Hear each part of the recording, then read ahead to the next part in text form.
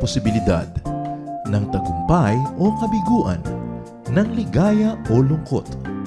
Kaya marapat lamang na tanggapin si Jesus bilang tagapagligtas at Panginoon.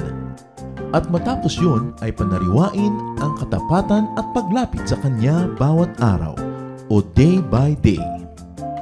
Ang day by day ay naglalayong umalalay sa pang-araw-araw na pamumuhay. Narito po si Kuya Ed Lapis sa mensaheng pinamagatang Surviving Lovelessness.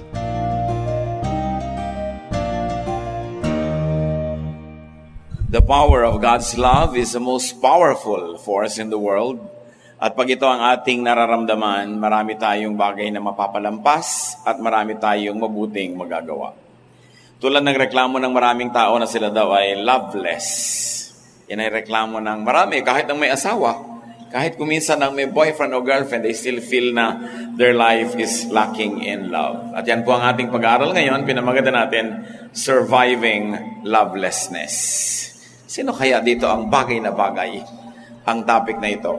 Kung kayo naman ay busog na busog sa love, sometimes you become very insensitive to those who are loveless. So bagay din ito kung kayo naman yung may love dyan. Dahil kuminsan nagiging insensitive tayo. At hilingin natin sa Panginoon na siya ang tunay na magbigay sa atin ng pag-ibig. Ama sa langit, salamat sapagkat kayo Diyos ng pag-ibig.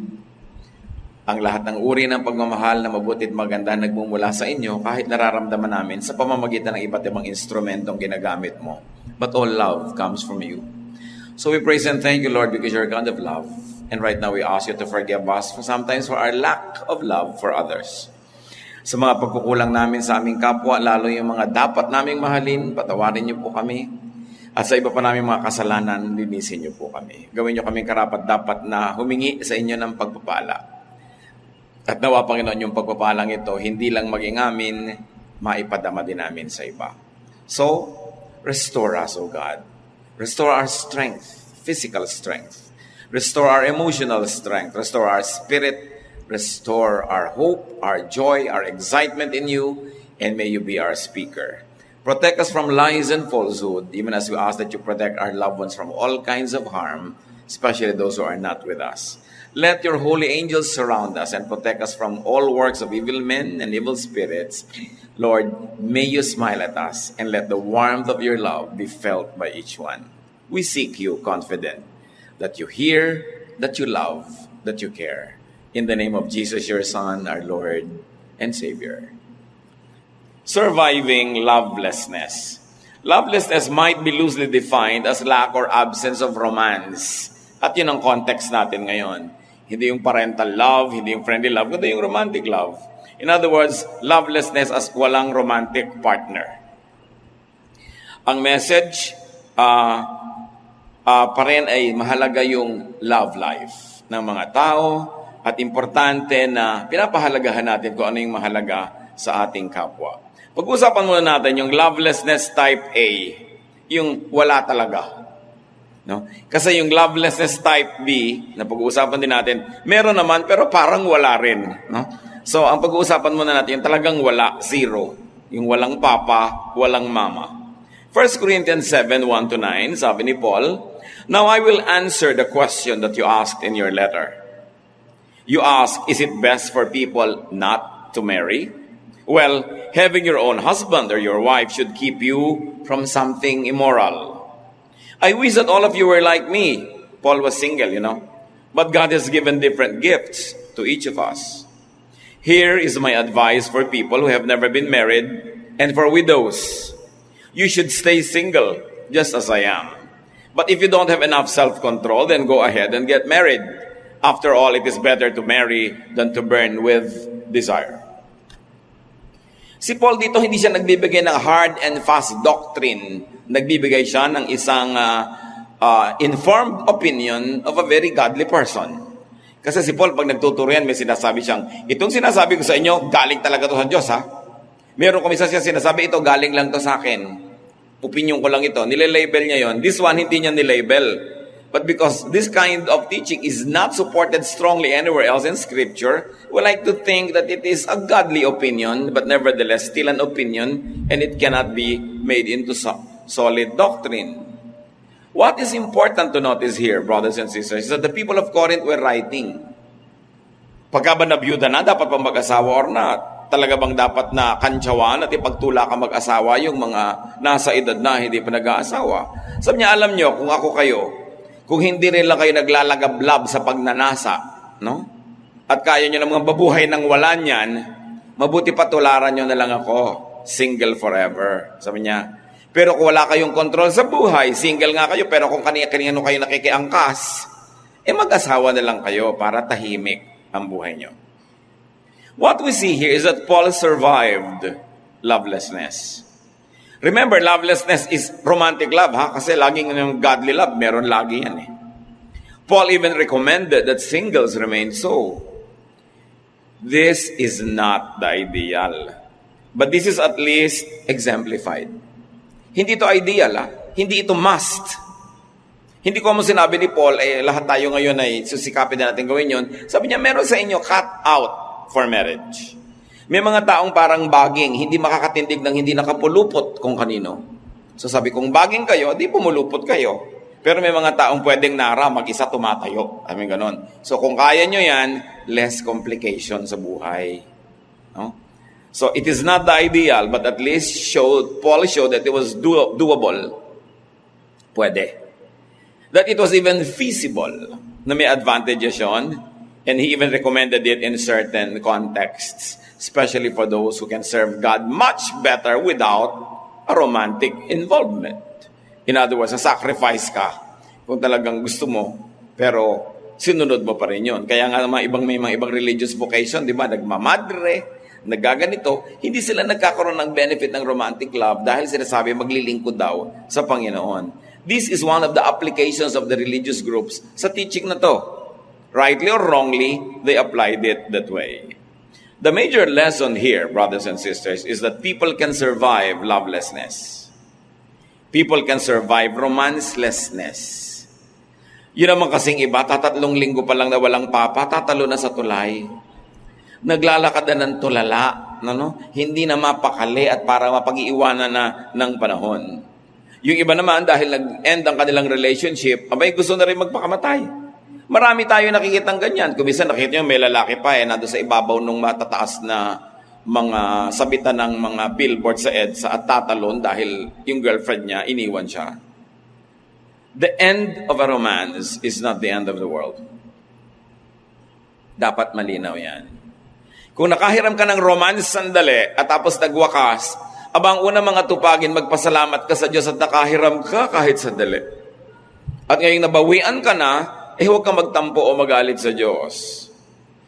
Ang problema ng loveless, hindi ko minamaliit, pero mild. Naiinip, nalulungkot, nananabik, nangungulila, di ba? Pero hindi ka nagka-crisis level. Ang nagka-crisis level, yung may love and romance. Kahit kailan, hindi ka magka-crisis kung dahil lang loveless ka.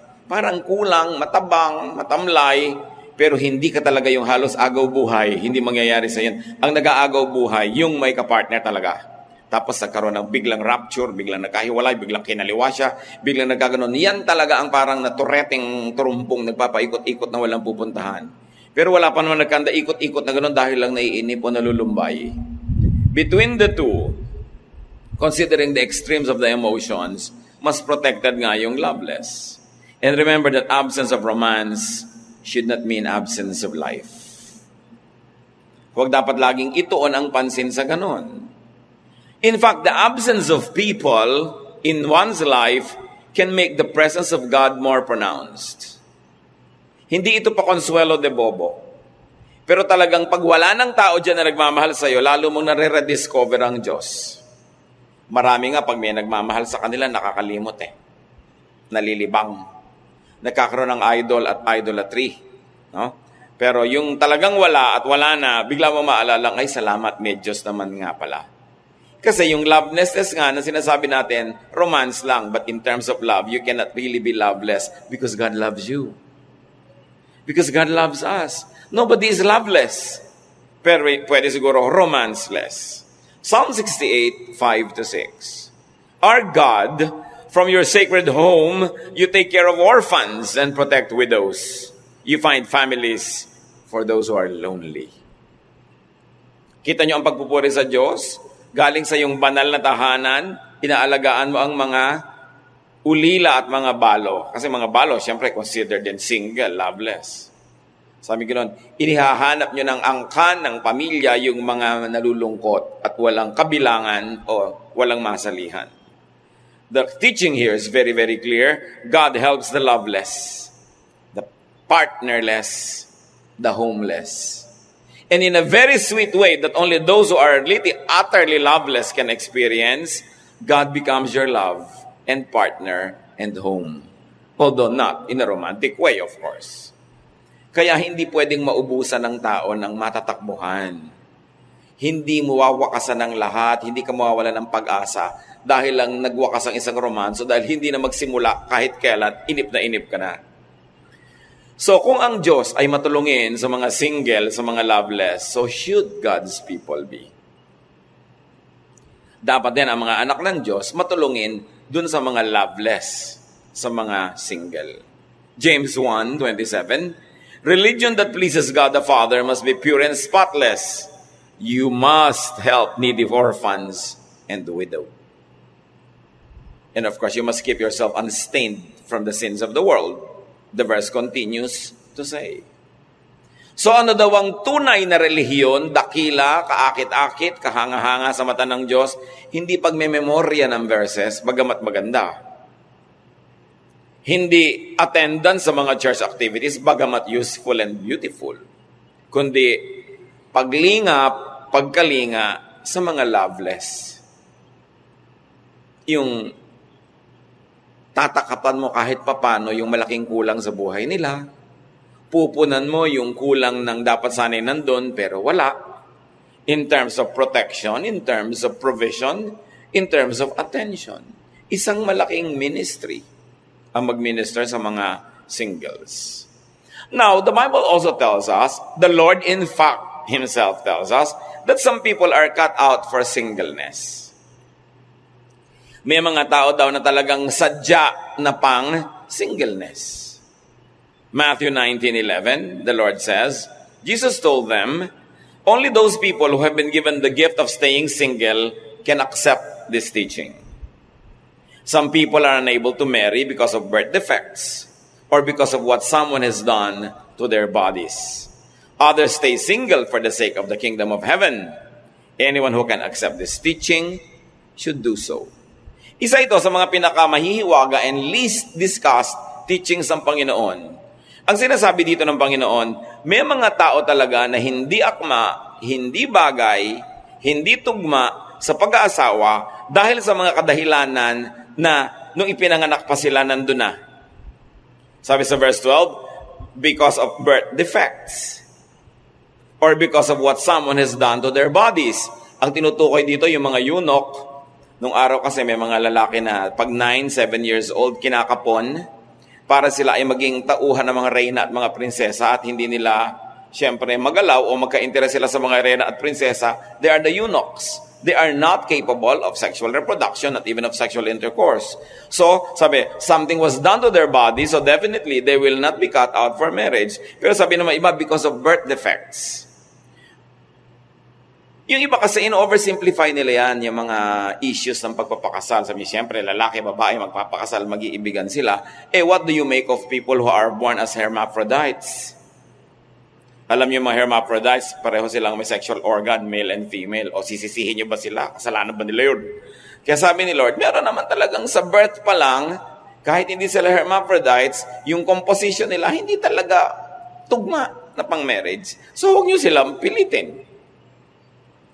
Those who cannot accept and who do not wish this for themselves should at least let others do so. Kaya ang sabi ni Lord, no? Only those people who have been given the gift of staying single can accept this teaching. Ibig sabihin, those people who have been given the gift, the capacity, and the nature to understand how it is to remain single and not have to need marriage, only they will understand it, because those that are cut out for marriage will find it abnormal that some people are not getting married.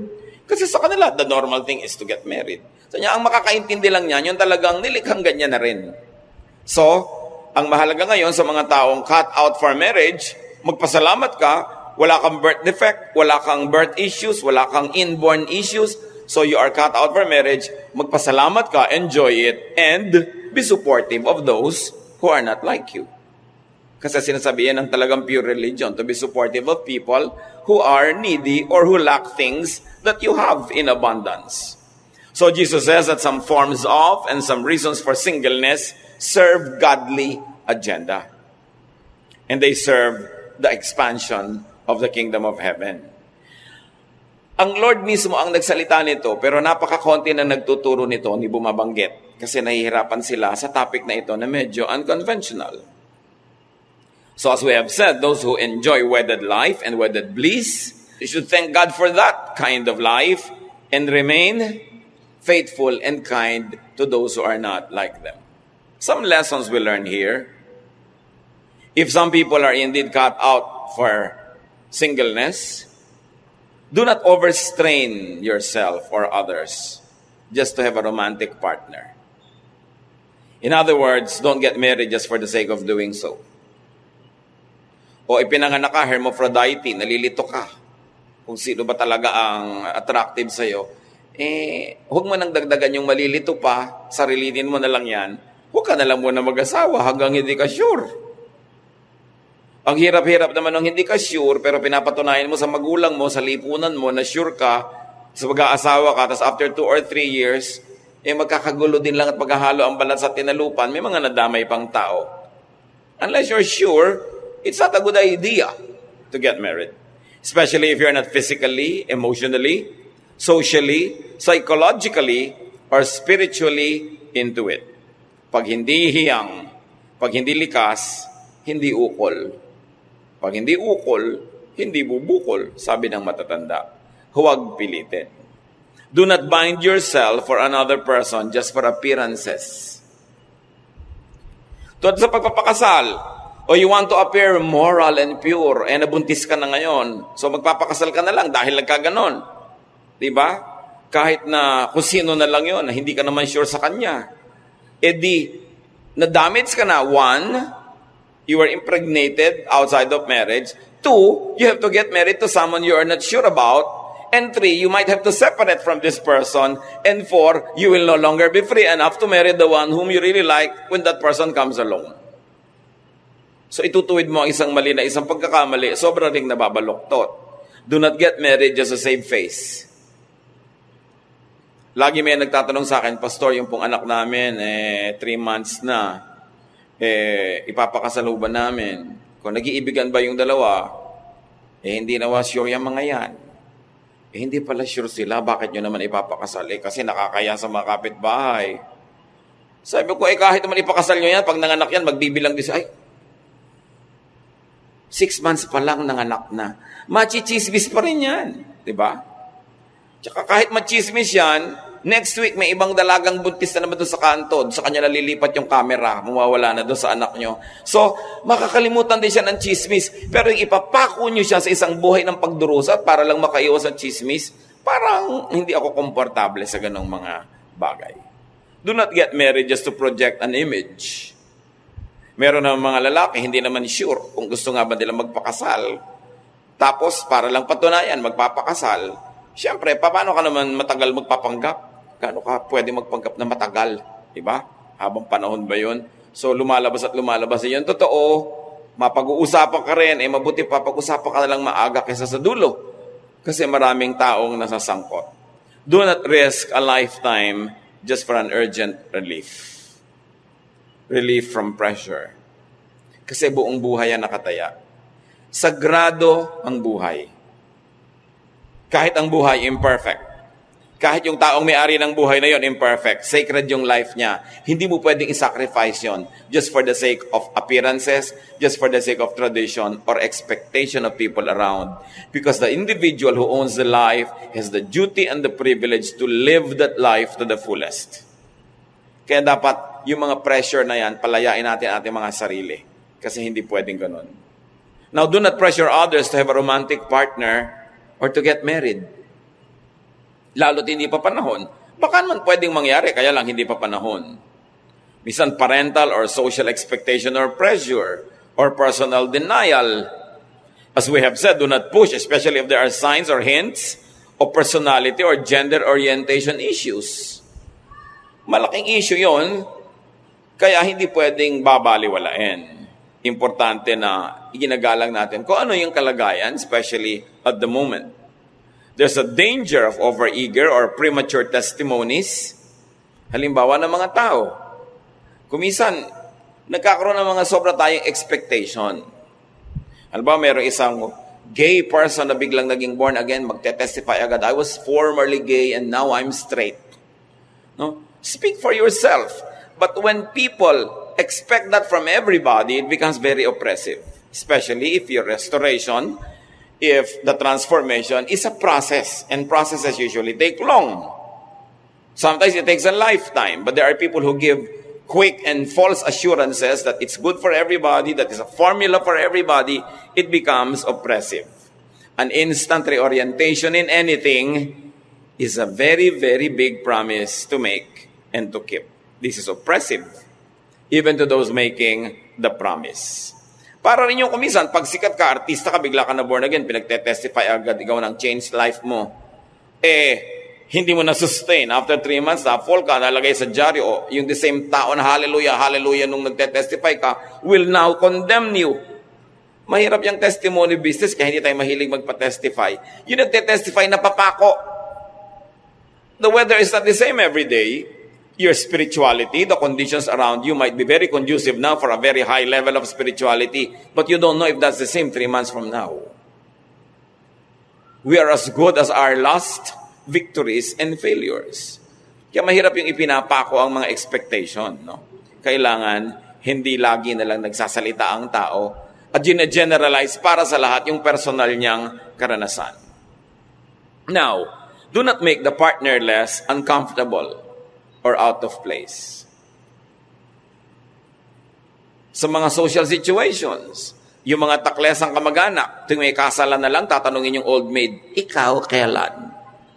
Akala, lalo kung yung tao gustong-gusto niya magkaroon ng asawa, pinaparusahan mo siya. Diba? Gusto ko nga nasaan? Bigyan niyo ako, nasaan? Diba? Ikaw kailan? Mga tao kasi mahilig magsalita ng may mag-asawang hindi magkaanak ng 3 taon na laging, kailan kayo makakabuo? Hindi ba gusto mo siyang ilibing ng buhay? Kung merong gusto makabuo yung mag-asawa, bakit nakikialam yung mga tao laging, kayo, baka naman di kayo marunong, bla bla bla. Yung mga nonsense na mga walang katutura, mga salita ng mga tao. Lalong nagpapahirap ng loob sa mga nahihirapan na nga. We should be sensitive. Kung gusto ng taong mag-asawa, haharurot yan. Kayo iba, 13 pa lang, nag-aasawa na Gustong-gusto. 17. Ngayon, kung 45 na, hindi pa, huwag mong pakialaman. Baka ayaw. O baka wala lang sa mood. O baka walang nanliligaw. Anong gagawin mo sa kanya? Kaya dapat hindi pinagtatatanong yan. Gawin nyo yan na isang covenant sa inyong pamilya. Walang tanungan, kailan ka? Di ba? Yung mga magulang habang bata, naku, huwag kayo magpapaligaw. Tapos pero pag above 30 na, naiinip na, ipinaparipa na, may kasama ng plancha at mga kaldero. Mabili na lang ang anak. But it is oppressive. Kung gustong-gusto mo, tapos walang mangyari, may nagtatanong pa sa'yo, nadadagdagan yung hirap. At kung ayaw na ayaw naman, yung may nagtatanong, diring-diri ka sa tanong. Di ba? Ayoko pinapantal ako, ba't yung ba ako pinag-aasawa? Di ba? Bakit nyo ako pinapakialaman?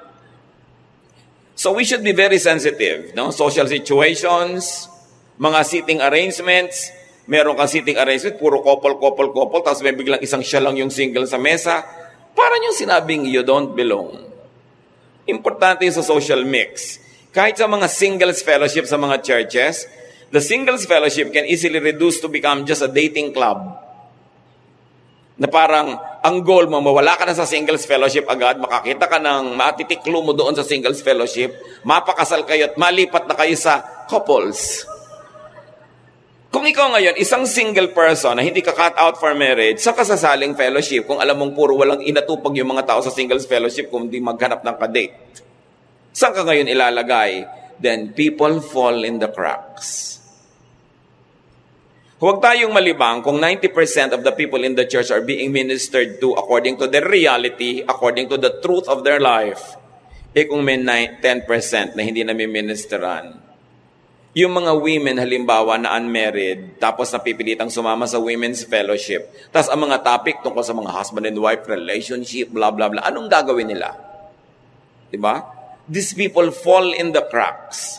And you must notice that the attention of the Lord Jesus was not on the majority who are happy and normal, but to those who fall in the cracks, the outsiders, the lepers, the sinners, the tax collectors, the outcasts, yung mga walang description, yung mga hindi kasali, yung mga puwera, yun ang inipon niya at yun ang kanyang labis na minahal. Dapat gano'n din ang gawin ng church at ng mga church people. You don't always just minister to the loud majority, but you listen to those who are voiceless. Because centuries, sometimes, of tradition and centuries of neglect and centuries of minimalization have taught them to be just silent. Kailangan sensitive ka doon. This is the spirit of Jesus Christ. Sensitive sa mga puwera, sa mga hindi kasali, sa mga kawawa, sa mga hindi maintindihan. So, kahit sa mga church fellowships, sensitive dapat sa ganon. And say no evil. Ano yung mga say no evil nga? Yun sinasabi natin, o kailan ka? O ikaw, kailan naman? Mga ganyang mga tanong. Magtanong kayo ng iba. Sa pa pinakulay ang buhok mo? Diba? Saan ka nakabili ng magandang lote? Marami namang naitatanong sa buhay. No? Pero yung ganong tanong talaga, napaka-unkind. Stop asking. In fact, do not even ask. And do not be over-solicitous. O ikaw, ito kawawa naman ito. Wala naman itong kasiping sa mga malalamig na gabi. Padala mo ng unan. Diba? Ay, anong magagawa mo? Walang katuturan yon. Stop criminalizing singleness and aloneness. Isa pa dito na laging mga tampulan ng biro, mga byuda.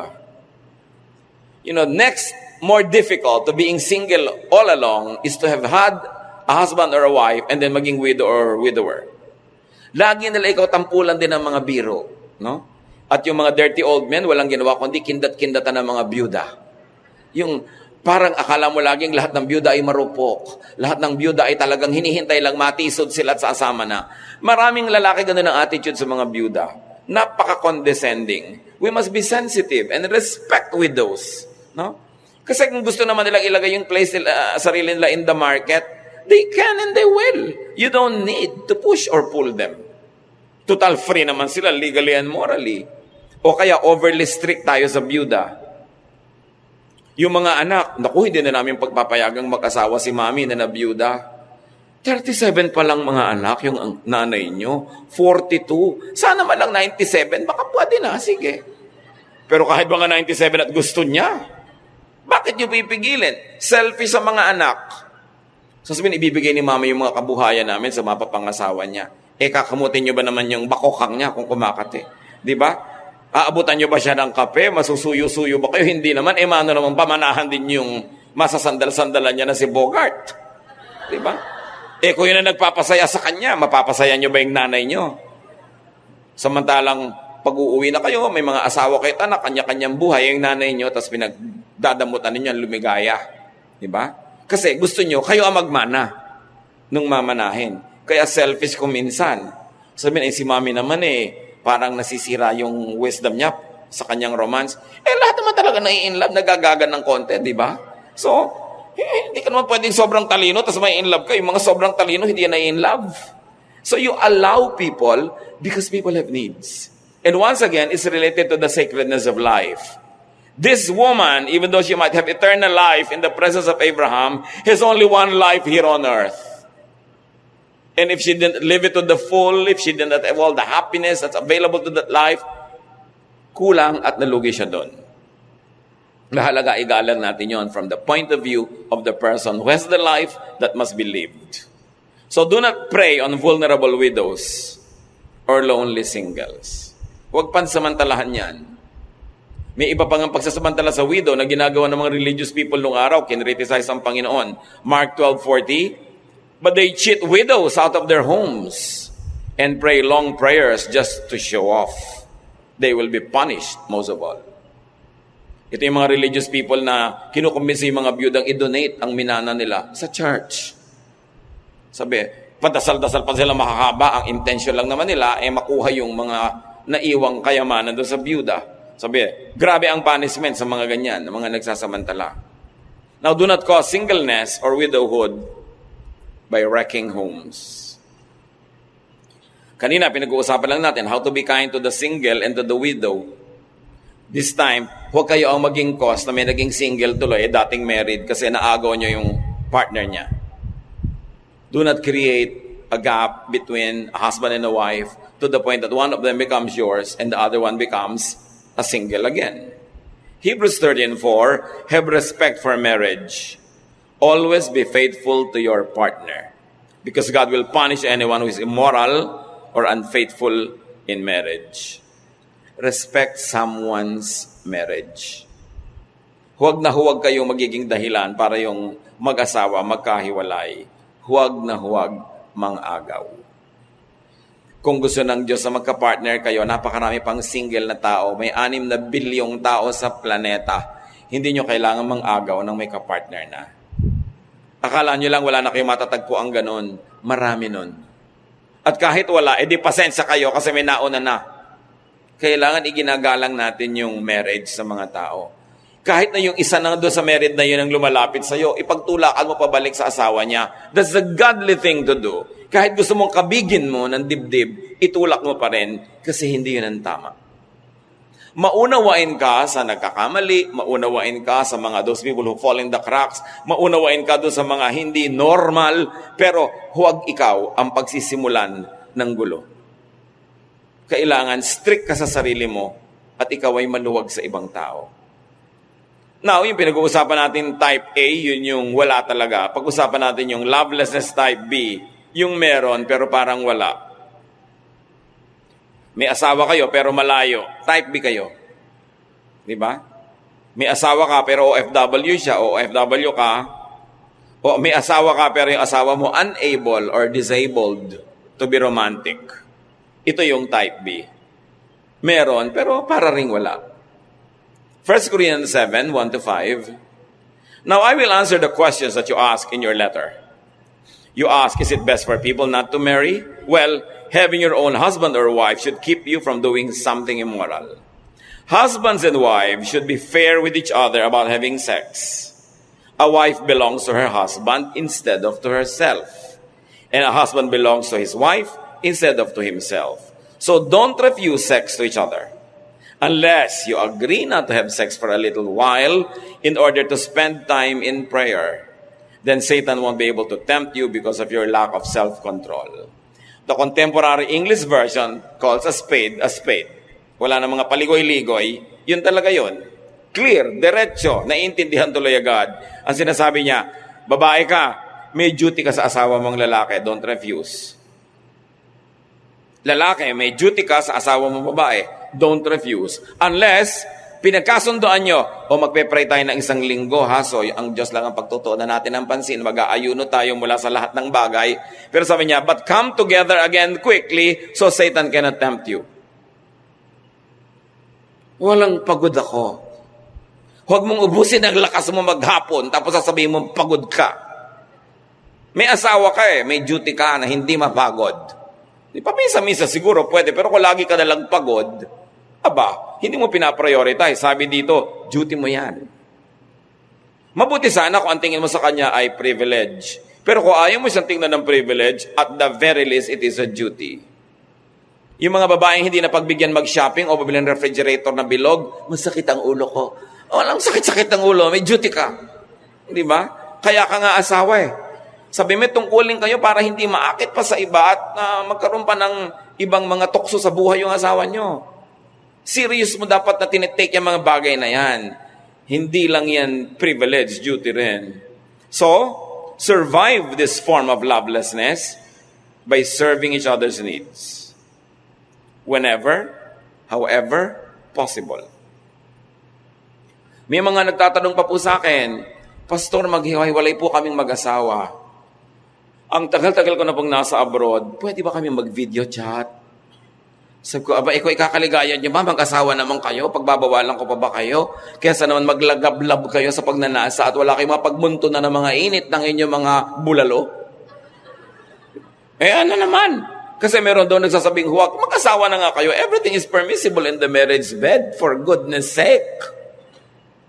Yung iba kasi pagka-relihiyoso at biblical, mag-asawa na nga, napakarami pa rin tsetsa-buretsi at bawal. No? Hindi na Diyos ang nagbabawal niyan. All you have to do is look at your anatomy, and God has placed in your anatomy all the right nerve endings in the right places para kayo makiliti. So, sinong gumawa ng katawan nyo? Ang Diyos. Tapos mamalisyahin nyo yun? Basta in the context of marriage, it's acceptable. Kaya masyadong relihiyoso. Di ba? Maging spiritual. Look also at the law of nature because God is the author of the law of nature. Do not demonize your desires. Do not demonize your pleasures, especially if it's in the context of marriage. Kailangan ng pati mga mag-asawa makalaya na sa napakaraming mga gapos na inilalagay ng simbahan. Hindi Diyos ang naglalagay. You must always isolate what God teaches and what the church tradition advocates. So, kailangan gumawa kayo ng paraan para magkaroon kayo ng mga hindi naman ipinagbabawal ng Diyos na kasiyahan sa buhay. Survive this form of lovelessness by setting limits to absence or separation, unavailability. O may out-of-town trip si Mister, hanggat maaari, no more than 2 nights. Sa 3rd night, gumaganda na ang chambermaid. Gumaganda na ang receptionist. Sa 4th night, pati magbabalot, gumaganda na. Okay? Although marami namang magbabalot na likas talaga maganda. Pero hindi mo tinatagalan yan. Kaya ang problema nga ng mga OFWs, ganun eh. Paano kaya kami, Pastor? Sabi ko, alam mo, para sa akin, hindi ko naman i-impose sa inyo ang aking pananaw. Kahit kayo medyo mahirap, pero magkasama kayo, mabuti na yon. Kaya sa mga luho ang buhay nyo, magkahiwalay naman. Magkasawa ka pa, magkahiwalay din naman. So kung meron kang immediate need, kailangan bayaran, utang, o sige, gawin sandali. Pero meron kayong usapan, hindi tayo matetempt, ha? Huwag nating habaan. Kasi dapat ang mag-asawa talaga magkasama. Kaya napakalaki rin ang pagkukulang sa atin ng ating bayan, ng ating gobyerno, na hindi tayo mabigyan ng mga provision na ang mag-asawa hindi na kailangan maghiwalay pa. Pero palagay ko, kahit paraisong ekonomiya sa Pilipinas, marami pa rin mag-abroad kasi talaga mahilig mag-adventure ang mga Pinoy. Hindi lang dahil sa pangangailangan, mahilig talaga. So isama nyo, bitbitin nyo ang asawa nyo. Yung iba naman, magkasama na, magtatanong pa sa akin, medyo malaki po ang gastos namin, pauwiin ko kaya sa Pilipinas si Mrs. Kung magtigil ka, magdiyan kayo, at least magkasama kayo, nag-asawa ka pa. So kayo, mga hindi pa married, huwag nga kayo mag-asawa kung nasa plan nyo naman, hindi rin kayo magsasama. Ba't ano pa? Mahalaga, pinapahalagahan yan. Kaya kami partner para hindi ka na mag-adultery. So it's doubly wrong to commit adultery when you already have a partner. While it is wrong to do that when you don't have a husband or wife, it becomes doubly wrong. May asawa ka na, wala ka ng excuse. Kaya dapat yung mag-asawa nagkikreate ng teamwork, how you can get the maximum happiness from your partnership. Para hindi na maghanap ng iba. May mga asawa rin naman kasi daig pa ang Madre Superiora sa higpit, ang dami-daming arte. Di ba? So yung husband tuloy, napipilitan pa maghanap sa labas. Kasi napakaraming orasyon ni Mrs. Kailangan siyempre, iniisip mo yan, I have a duty.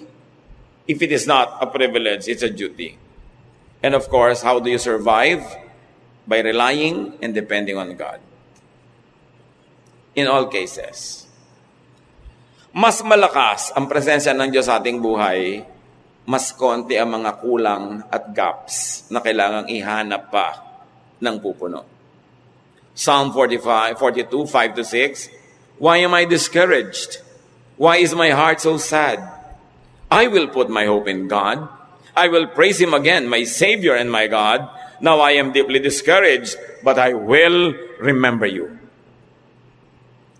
So sa loveless, sa romanceless, put your hope in God. Remember God. Hindi ito panglibang lang. Meron itong malalim na katotohanan. Pag sinerious mo ang relasyon mo sa Diyos, kumisan nga kahit asawa mo, magmumukhang abala pa. Magmumukhang excess baggage. Pag punong-puno ka ng Diyos, gusto mo puro Diyos, kahit anak mo, kahit nanay mo, kahit sino, parang kahit wala sila pwede. Kasi dapat ganun ang tao. Na pagka maganda yung relasyon mo sa Diyos, bagamat mas dagdag na may mga relasyon ka sa tao, pero dapat hindi ka parang sobrang kulang.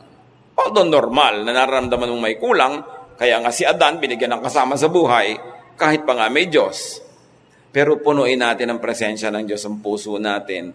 Lalong-lalo kung alam nyo na nangungulila ka, nalulungkot, nalulumbay, natetempt, all the more that you should fill your heart with the Spirit of God. So survive lovelessness. Sino man sa inyo ngayon dito ang loveless, huwag kayong mag-inarte. Kaya nyo yan. Huwag nyo sabihin, hindi ko kaya. Kaya mo yan. It's a decision. And you can do all things through Christ who gives you strength. No? Although, mas masarap nga sana kung magkaroon ka ng kapartner kung yun ang gusto mo. Pero habang wala, live life. Lovelessness need not be a big issue or a handicap. No, do not be shortchanged. Hindi naman kung gustong-gusto mo isang tao, halos gumulong ka na sa kalsada, mapansin ka na lang. Igalang mo sa sarili mo, kahit may gusto ka, lalo't ayaw ka.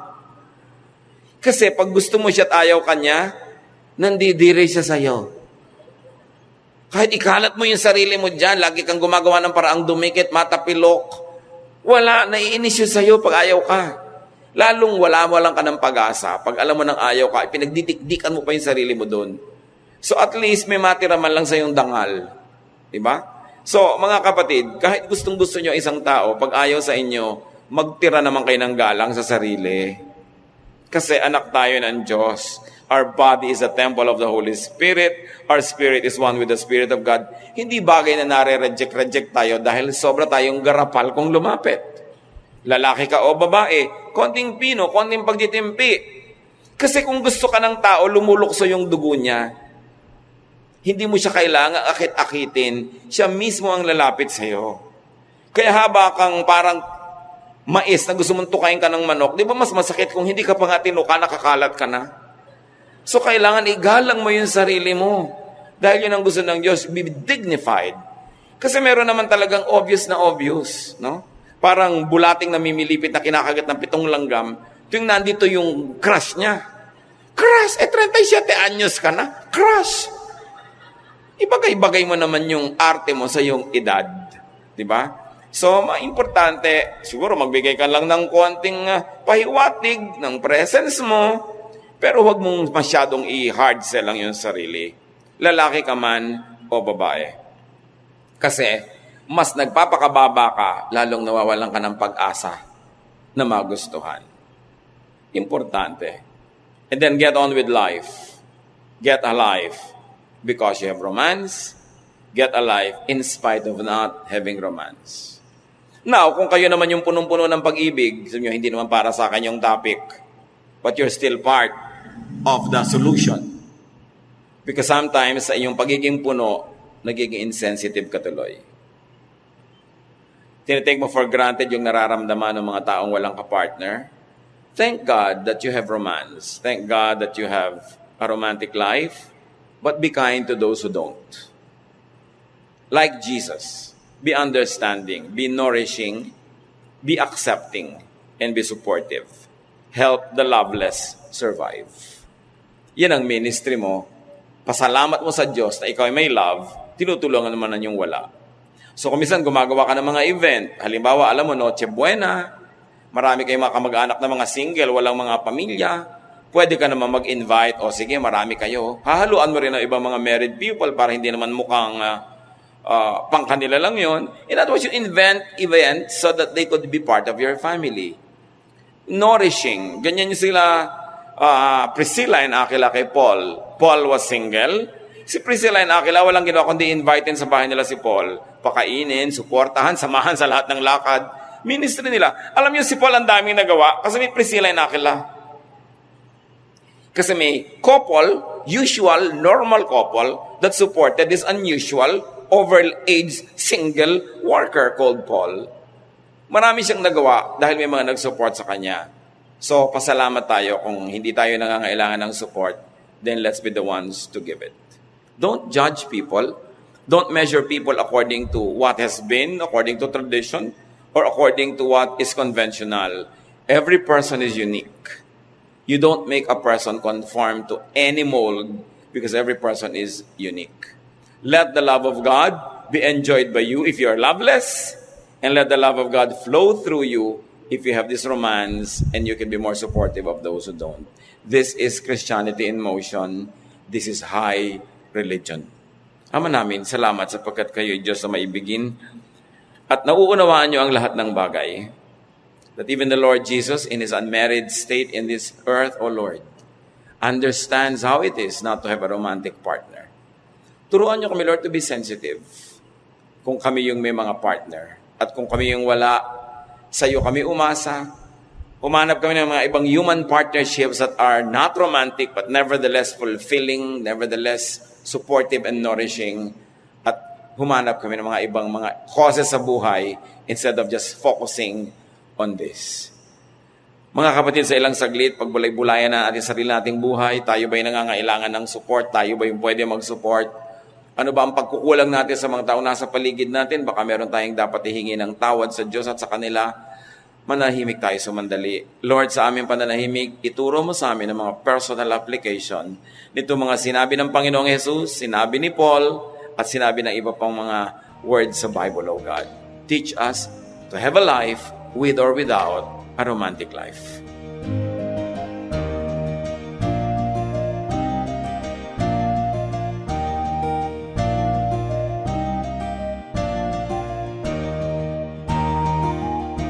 Ang katatapos pong mensahe ni Kuya Ed Lapiz ay pinamagatang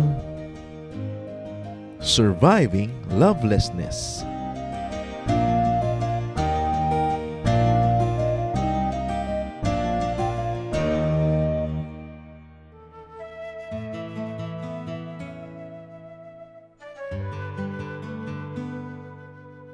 Bakit sinasabing this nation can be great again? Kailan nga ba naging great ang Pilipinas? Napakarami sigurong matatawag na greatness ng lahing Pilipino, pero kung sa technology, sa trading, sa material culture, matatawag siguro natin yung from the 11th to the 13th centuries na golden age ng Philippine civilization. Kasi pagka hinukay natin ang mga libingan ng ating mga ninuno, yung mga diggings nga na na-date dyan sa panahon na yan, napakalaki ng ebidensya ng sophistication and improvement and development of our civilization. Metal craft, halimbawa, yung mga paghahabi, pottery, bagamat maraming imported from China and the other countries, it only means that we are vigorously trading with these people. So isa yan na matatawag na golden age.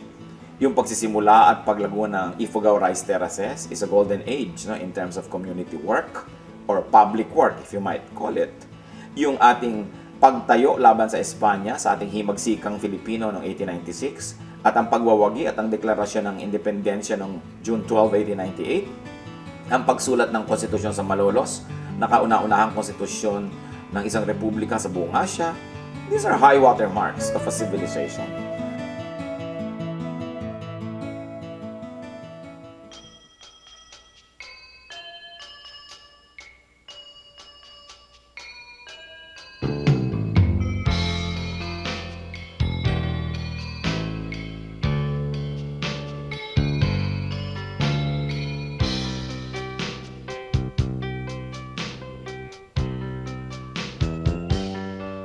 Nais kong mamasdan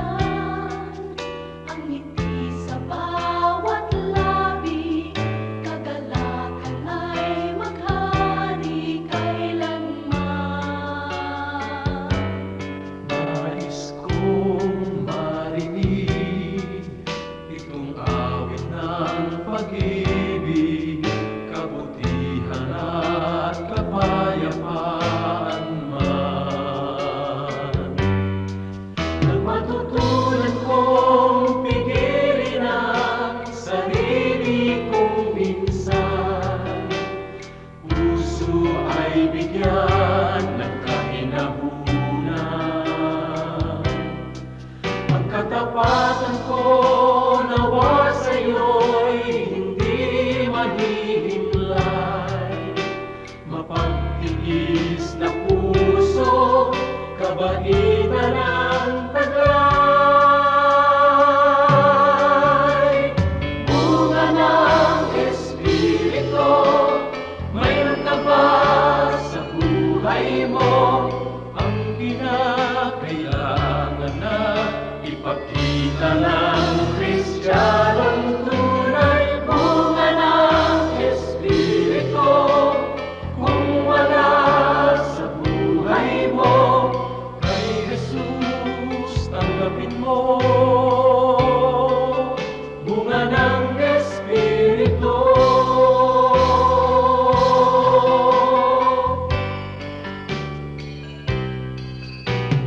Kay Jesus tanggapin mo. Bunga ng Espiritu.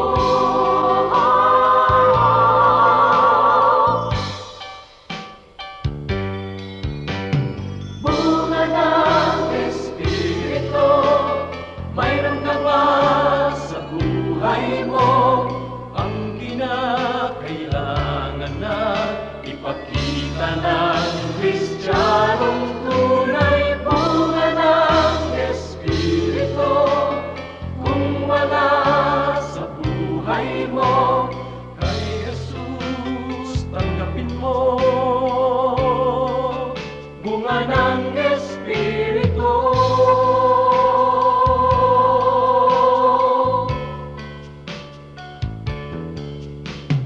Kay Jesus tanggapin mo.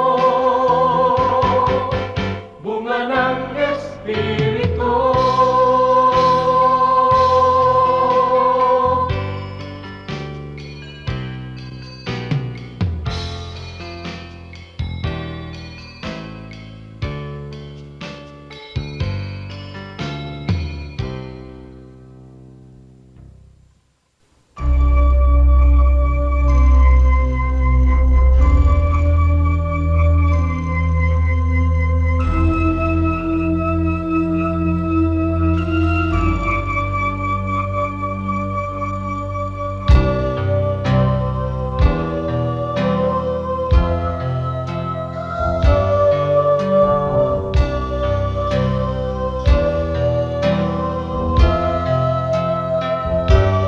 Bakit labis na pag-ibig ang nais kong ibigay?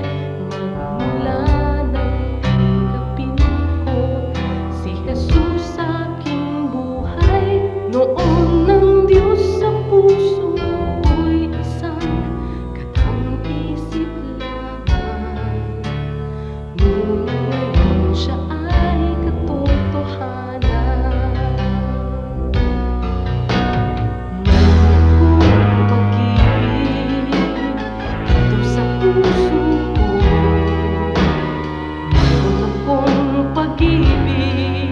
Nais kong ibahagi lagi sa inyo. Mayroon akong pag-ibig na hindi mamamatay. Mayroon akong pag-ibig, ito ay panghabang buhay. Labis-labis na pag-ibig ang sa'yo'y naghihintay. Pag sa puso'y tanggapin mo si Jesus na siyang buhay. Noon ng Diyos sa puso'y isang katang-isip lamang. Ngunit ngayon siya ay katotohanan. Mayroon akong pag-ibig dito sa puso ko. Mayroon akong pag-ibig, nais kong ibahagi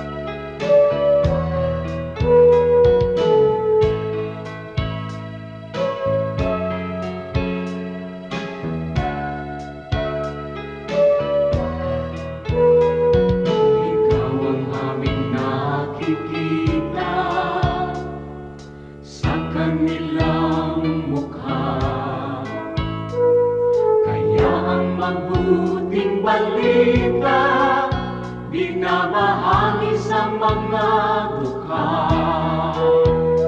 Ngunit paano nilang masisilayan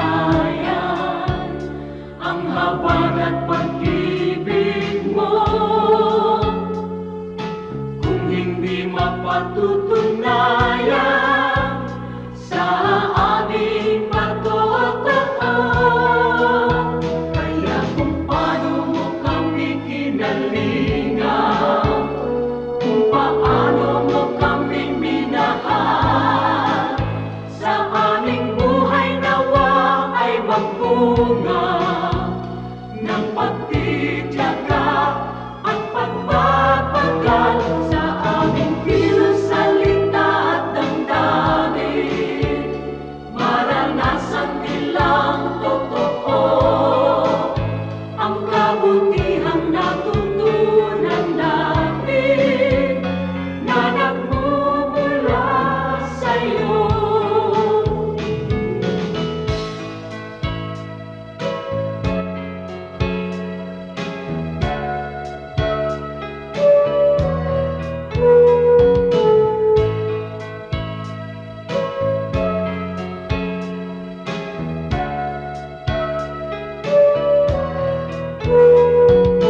Kung ang tao at ang lipunan ay laging makasarili, sa'yo ang bagong panuntunan, ang maglingkod at magsilbi. Ang aming pananampalataya patuloy mong palaguin, at sa iyong dakilang biyaya di ka namin bibiguin. Kaya kung paano mo kami kinalingan, kung paano mo kami minahal, sa aming buhay nawa ay magbunga ng pagtitiyaga at pagpapagal sa aming kilos, salita at damdamin. Maranasan nilang totoo ang kabutihang natutunan namin na nagmumula sa'yo. Ang kabutihang natutunan namin na nagmumula sa'yo.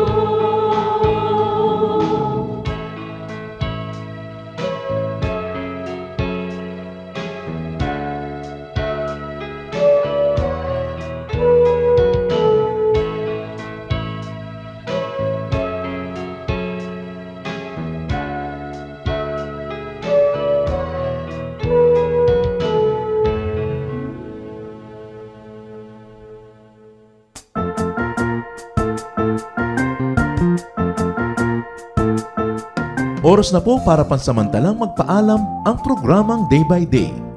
Tayo po'y magsama-sama tuwing ika-6 hanggang ika-7 ng umaga, araw-araw. Magandang umaga po at mabuhay ang Panginoong Hesus!